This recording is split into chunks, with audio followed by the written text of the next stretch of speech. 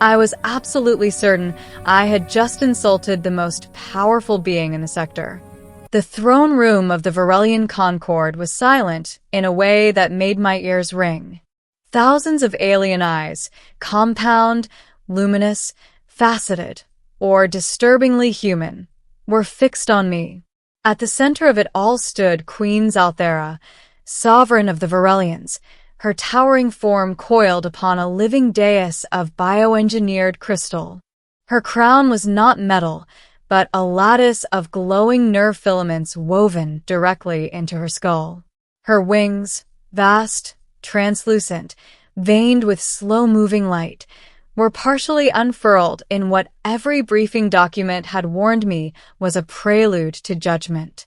And I, Marcus Hale, human envoy, former logistics officer, accidental representative of Earth, had just spoken out of turn. "I'm sorry, Your Majesty," I said, forcing myself not to step back. "I meant no disrespect. I'm just here as a liaison." A ripple of sound moved through the chamber. Alien murmurs layered atop one another in frequencies my translator struggled to smooth out. Queen Zalthera's eyes narrowed. Then she corrected me. "No," she said, her voice resonating directly in my chest rather than my ears. "You are not." The room froze. My translator hesitated, recalibrated, and repeated the words in sterile galactic standard. Still no one moved.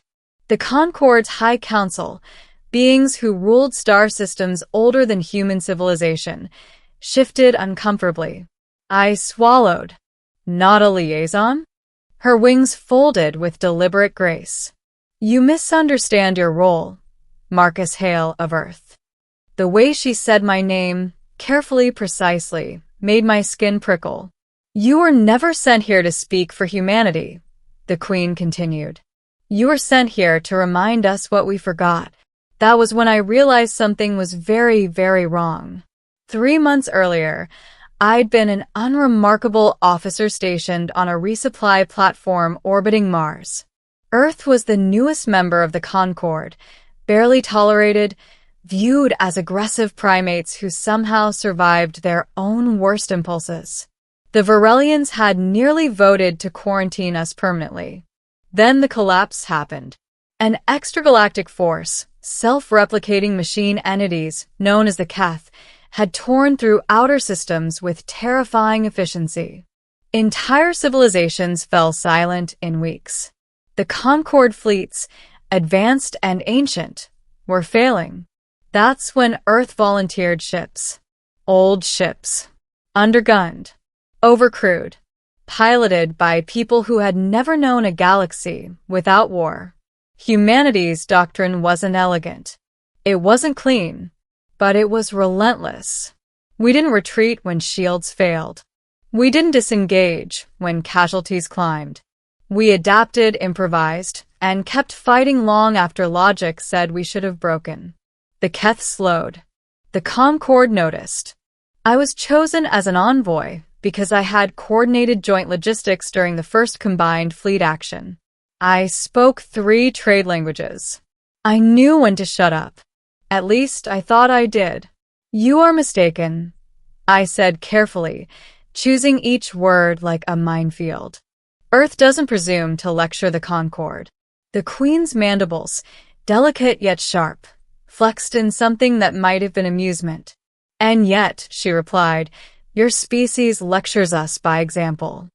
She turned slightly, gesturing with one clawed limb. The chamber's living walls shimmered, projecting holographic imagery. Human ships burning through vacuum, engines aflame, still charging forward. Marines boarding Keth vessels without atmosphere, magnetic boots locking onto enemy hulls. Engineers rerouting power through systems never designed to handle combat, holding reactors together with manual overrides and sheer stubbornness. "Your people fight," Queen Zalthera said, "not because you are commanded, but because you choose to." The council stirred again. I saw unease, but also something else. Fear. "That doesn't make us special," I said. "Just desperate." "Incorrect," she snapped. The word cracked through the hall like a whip. Desperation fades. Choice endures. She descended from the dais, each movement fluid and controlled. When she stood before me, I had to crane my neck to meet her gaze. "You see yourselves as insignificant," she said, "as newcomers, as children among ancients." Her eyes bored into mine. "We see you as a reminder of what we once were."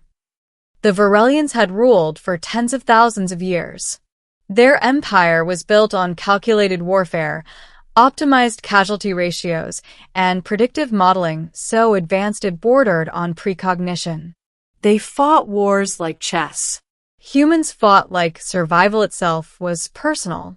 When the Keth adapted to our weapons, the Queen continued, we recalculated. When they overwhelmed our projections, we withdrew. Her voice lowered. When they adapted to yours, you changed the rules. I remembered that battle.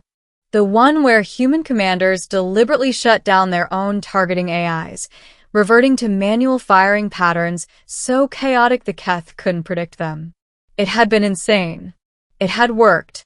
"You believe we summoned you here to negotiate terms," Queen Zalthera said. "That you would ask for concessions, protections, recognition." She leaned closer. "We summoned you to stand witness."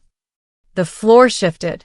The council chamber reconfigured itself, revealing a circular platform at its center, ancient, etched with symbols older than most known species. A place of judgment. A place of declaration. My heart pounded. Witness to what? The Queen straightened, her voice amplifying, carrying through every neural implant and translator in the hall. To the correction of a mistake. She turned to the council. "For centuries," she declared, "we have believed ourselves the apex of galactic civilization. We optimized conflict until courage became obsolete." Murmurs erupted, some angry, some shocked. "The Keth exposed the flaw in that belief," she continued. "They are perfection without will, calculation without conviction." Her gaze swept back to me. "And humans are will made flesh." A chill ran down my spine. "By ancient Concord law," she said, "when a species demonstrates a trait essential to the survival of the whole, that species is elevated to custodianship of that trait." I didn't like where this was going. "Custodianship?" I asked. The Queen nodded once. "Humanity will serve as the Concord's strategic conscience." The chamber exploded. Shouts, psychic pulses, electromagnetic flares of outrage filled the room. Several counselors rose to their full height, bristling with threat displays. "You would place them above us?" one demanded. Queen Zalthera did not flinch. "Not above," she said. "Ahead." Her eyes locked on mine again. "And you, Marcus Hale, will serve as the first voice of conscience." My breath caught. "Me? Yes." I shook my head. "I'm not a leader. I'm not even a soldier anymore. I move cargo and schedules." "Exactly," she replied. "You understand cost." The room slowly quieted as the weight of her words sank in. "You will advise when the Concord debates war," she said. "You will question when we retreat too soon. You will remind us what is at stake when probability demands surrender." I felt suddenly horribly small. "That's impossible," I said. "I don't have authority over your fleets." "No," she agreed. "You have influence." Her mandibles curled again. "And that is far more dangerous." The next weeks were chaos. News of humanity's elevation spread across the Concord faster than light through subspace relays. Some species welcomed it. Others openly threatened secession. Humanity itself was stunned. Earth's leaders tried to decline. The Concord ignored them. I was installed aboard a mobile council ship that followed the front lines. I sat in chambers where beings who could shatter moons debated annihilation strategies, and then turned to me. What would humans do? They asked. At first, I froze. Then I remembered every tired engineer, every pilot who launched knowing they might not come back, every Marine who laughed before breaching a hole that might explode. We'd fight, I said, but not blindly. They listened. Slowly, doctrine changed. Retreat thresholds shifted. Civilian evacuation was prioritized. Risk calculations began factoring something new: resolve. When a Concorde fleet held its ground against a Keth swarm that should have annihilated it, the tide of the war turned. Not because we were stronger, because we refused to accept defeat as inevitable. Months later, the Keth were broken. Their adaptive cores failed when faced with enemies who no longer behaved predictably. The Concorde survived. I stood once more in the Varelian throne room, exhaustion etched into my bones. You were correct, I admitted to Queen Zalthera. About my role. She regarded me quietly. You corrected yourself, she said. That is also a human trait. I let out a tired laugh. What happens now? Her wings unfurled fully, luminous and vast. Now, she said, the Concorde remembers how to fight for more than survival. She inclined her head, just slightly. And humanity takes its place, not as rulers, but as reminders. As I left the chamber, I realized something profound. We hadn't been chosen because we were the strongest. We were chosen because when everything else failed, we still believed the fight mattered. And that belief changed the galaxy forever. Years later, historians would argue about the moment the Concorde truly changed. Some would point to the final destruction of the Keth core, when the last machine world went dark and the war officially ended. Others would argue it happened earlier, during the first council vote where probability models were overruled by a single, quiet human sentence. We can still save them. For me, the moment was much smaller. It came on a silent observation deck, orbiting a blue-white star on the far edge of Concorde space. The warships were gone now. In their place drifted construction arrays, rebuilding stations once erased from existence. Species that had barely spoken to one another before now worked side by side. I stood alone, watching. You look different when you are not afraid they are listening. Queen Zalthera's voice carried behind me. I didn't turn immediately. By then, her presence no longer triggered panic, only respect. I think they're always listening, I replied. I've just gotten used to it. She joined me at the viewport. Without armor or crown, she looked less like a god and more like what she truly was, a survivor who had adapted. The Concorde still struggles with your influence, she said. There are councils that resent the change. I know, I said. They always will. She studied me with those ancient eyes. You were never meant to stay. I exhaled slowly.